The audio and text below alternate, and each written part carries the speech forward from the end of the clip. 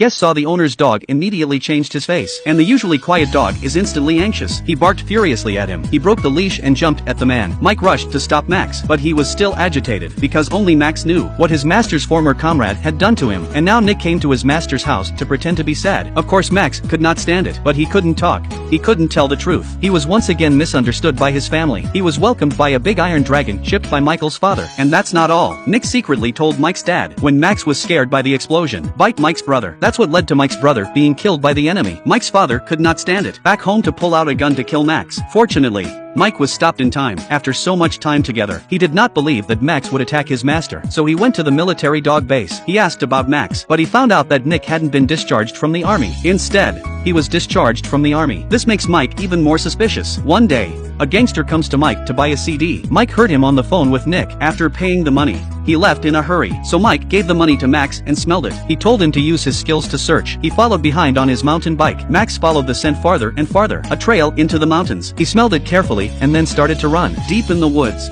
the two of them, they saw the gangster and Nick with a sample of a gun. They were negotiating a price with the gangster. When Max saw Nick, he was about to rush forward. Mike rushed to stop him, but still the two dogs of the gangster found. The gangster let the dogs go to check the situation. Max saw the two dogs. He could not take care of Mike, so he turned around and gave Mike a wink. He turned around and ran. The two dogs were lured away by him. Did not go far enough to lose Max. Mike, on the other hand, fell down while riding his bike. He had to leave his mountain bike and run. He finally met up with Max at a road. The two of them managed to stop a car and escape from the area, but Mike never expected. As soon as he arrived home, Max became irritable again. When he entered the house, he found Nick was already waiting with the gangsters. The gangster was wearing a fake police uniform, lying that they were bitten by Max, and that the mountain bike was evidence of their escape. Mike, of course, denied it, but then Nick asked to talk to Mike alone. He changed his face. He threatened Mike directly with his parents' lives. He had already lost his brother. To protect his family, Mike can only compromise. He watched as Max was taken away as a biting mad dog and euthanized. Mike is both upset and sad, but he completely underestimated the power of Max.